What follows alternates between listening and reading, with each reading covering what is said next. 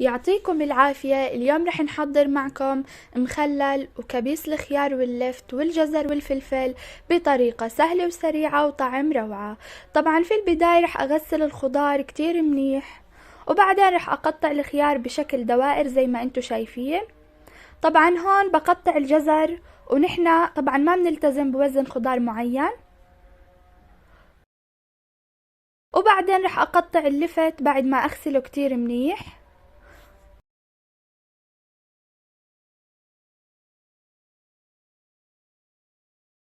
والخطوة اللي وراها رح أقطع الفلفل، طبعا تكون حرورته متوسطة أو حسب الرغبة إيش انتو بتحبوا فيكم تعملوا.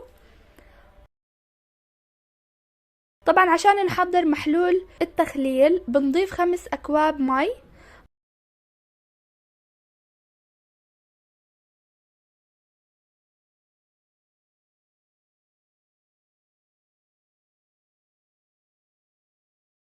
طبعا عندي 4 ملاعق كبار من الخل الأبيض،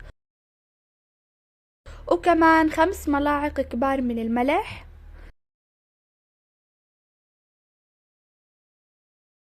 وبعدين رح نقلب خليط محلول التخليل كتير منيح.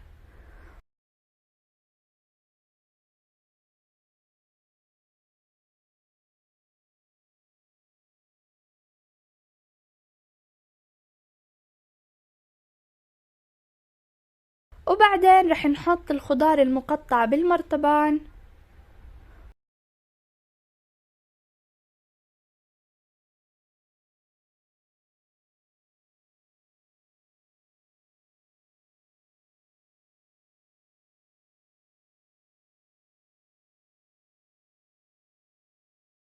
وبعدين رح نسكب محلول التخليل فوق الخضار.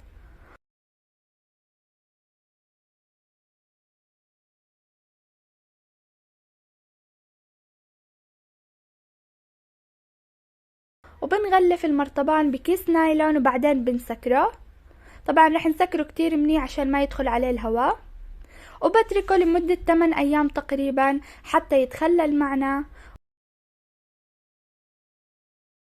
وهاي طريقتي بكبس المخللات. بتمنى انها تنال اعجابكم، وصحتين والف عافية.